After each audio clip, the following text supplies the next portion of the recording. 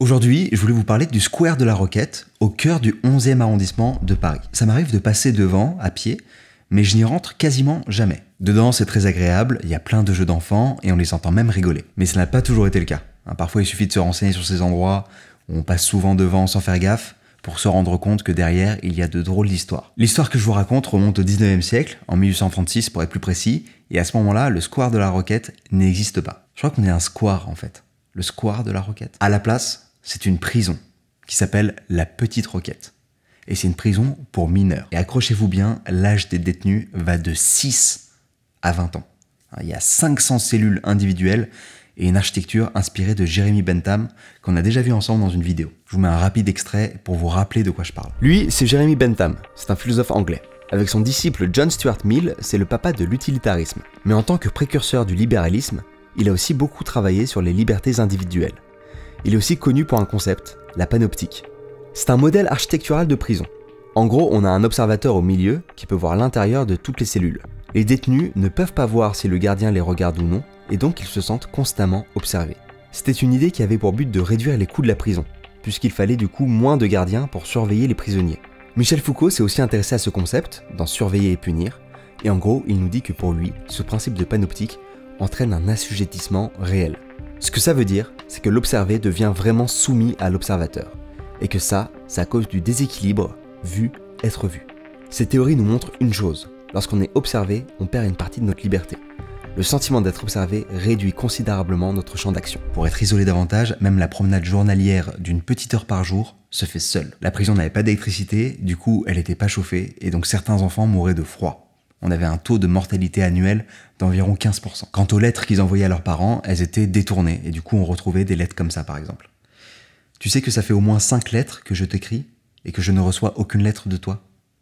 Alors l'excuse de la lettre détournée, c'est une excuse qu'on peut plus sortir à ses parents malheureusement. La Petite Roquette a fermé en 1932 pour devenir une prison pour femmes, et finalement elle a été détruite en 1974. C'était il y a moins d'un siècle, et pourtant aujourd'hui, cette prison, elle nous semble inhumaine et horrible. À tel point que quand je l'ai appris, j'ai eu envie de vous en parler. Après, elle nous semble totalement aberrante, notamment parce qu'on est familier avec une notion spéciale de justice pour mineurs, mais ça n'a pas toujours été une évidence. Dans le droit romain, ou même moins loin dans l'Ancien Régime, il n'y a pas de justice pour mineurs et majeurs. Les deux sont jugés de la même façon en fait. En France, on a un tribunal pour enfants et adolescents depuis 1912, et surtout, on a un juge des enfants depuis une ordonnance de 1945, qui du coup visiblement ne savait pas qu'à acheter du Doliprane. La grande différence que ça apporte, c'est qu'à partir de 1945, on décide clairement que l'éducatif prime sur le répressif. Et ça, c'est un gros changement. Parce qu'en fait, mine de rien, c'est admettre que les mineurs peuvent changer et qu'ils ne sont pas condamnés à être des criminels. Mais est-ce que c'est vrai ça? En fait, pendant longtemps, on avait une vision héréditaire des choses qu'on va appeler l'innéisme. Et celui qui a porté ça, il s'appelle Cesare Lombroso, dans un livre qui s'appelle L'homme criminel. Il avance le concept de criminel né, et en fait il va comparer les formes de corps, les formes de crâne, etc. de gens qui sont condamnés à la guillotine, et il va remarquer des ressemblances. Par exemple, les gens ont généralement de longs bras. Donc en gros, il se dit, si t'as de longs bras, t'as plus de chances d'être délinquant. Voilà. Évidemment, ça a été vachement critiqué. Genre, il a dû rééditer son bouquin plein de fois en changeant plein de trucs, etc. Et l'un de ceux qui le critiquait le plus, c'était Alexandre Lacassagne, qui au début était vachement d'accord avec lui, et ensuite plus du tout. Pour lui, c'est l'environnement social qui est le terreau de la criminalité. Et c'est pour ça qu'il a une phrase qui est très puissante, que j'adore: les sociétés ont les criminels qu'elles méritent. Mais pour savoir s'il y a vraiment une hérédité, au lieu de se baser sur des formes de crâne, on va faire de vraies études scientifiques. Il y en a pas mal qui, par exemple, ont étudié des adoptions d'enfants qui étaient dans un milieu problématique avec de la criminalité et qui se retrouvent dans un milieu sans tout ça. On a fait aussi plein d'études sur des jumeaux, genre soit des vrais jumeaux, soit des faux jumeaux. Et donc par exemple, s'il y avait plus de paires de vrais jumeaux qui avaient un comportement problématique que de paires de faux jumeaux, ça pouvait laisser penser que l'hérédité avait un rôle important à jouer. On a fait toutes ces études, et en 2002, il y a une étude de Ree et Waldman qui analyse toutes ces études-là. Ils en sont venus à la conclusion que bien que le background génétique peut avoir une forte influence sur les comportements problématiques, l'environnement a une influence encore plus forte. Ce qui signifie que même si des individus ont de fortes prédispositions, ils pourraient ne jamais commettre de délit s'ils ne sont pas exposés à certains facteurs environnementaux. Et j'avoue, ça m'a embêté de trouver ces résultats en fait. Parce que j'aime pas me dire qu'il y a une part d'hérédité là-dedans. J'aime me dire qu'on n'a pas à subir notre hérédité. Et pourtant, c'est totalement faux. Et à cette étude, par exemple, Meta-analysis of the heritability of human traits based on 50 years of twin studies. Yes, my man. C'est une analyse méta de toutes les études de jumeaux, donc sur 50 ans. Donc on parle de 14 millions de paires de jumeaux sur 39 pays. Et les résultats sont hyper clairs. Je cite, « Nos résultats montrent irréfutablement que tous les traits humains sont héréditaires.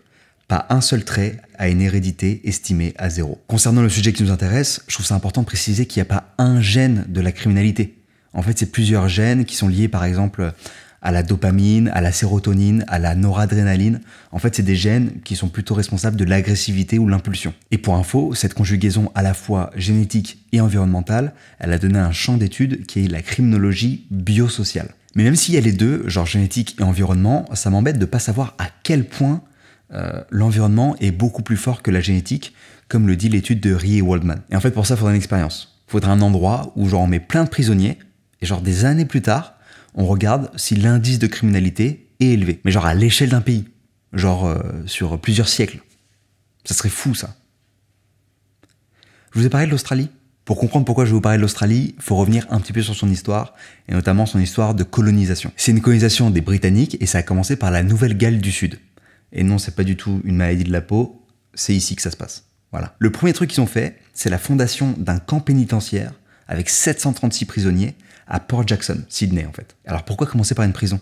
Et bien en fait, pour régler les problèmes de surpopulation des prisons anglaises, le gouvernement britannique a décidé de faire de l'Australie une colonie pénitentiaire. C'est un mot un peu complexe pour dire prison géante. Alors le transport de bagnards en Nouvelle-Galles du Sud, il s'arrête en 1840, mais ça continue jusqu'en 1868 pour l'Australie occidentale. Bref, en gros, je vous la fais courte, sur 80 ans, il y a 160 000 bagnards qui sont transportés en Australie. Ça fait beaucoup, et donc du coup, aujourd'hui, on estime que 20% de la population australienne est descendante de détenus, ce qui est énorme. Et du coup, c'est intéressant de regarder son indice de criminalité.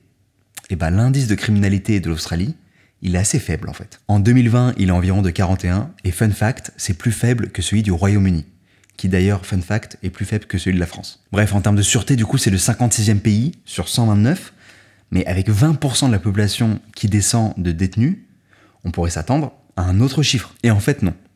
Ce qui est quand même, je trouve, pas mal rassurant. C'est une vidéo que je voulais quand même vous montrer parce que j'ai l'impression que dans l'imaginaire collectif, dans le match inné versus acquis, sur ce sujet, et peut-être que je me trompe, hein, c'est l'impression que j'avais, mais j'avais l'impression que sur ce sujet, tout le monde pensait que tout se jouait au niveau de l'acquis, c'est-à-dire de l'environnement, et qu'il n'y avait pas de poids au niveau de l'inné. C'était ma conception du truc, et j'avais l'impression qu'elle était partagée.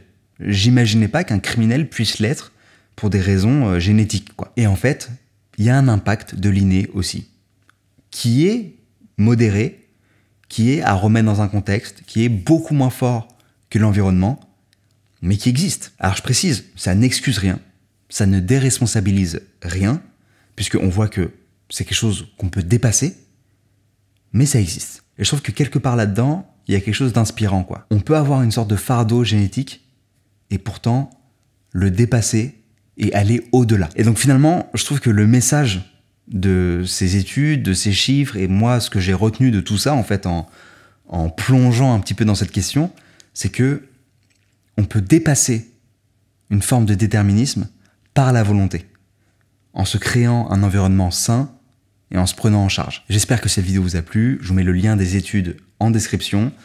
J'ai un autre sujet de vidéo qui, je pense, va faire écho à celui-là.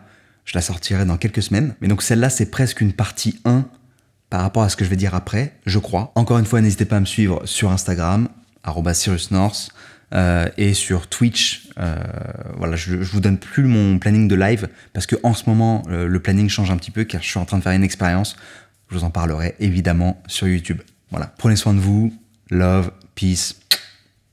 Ciao.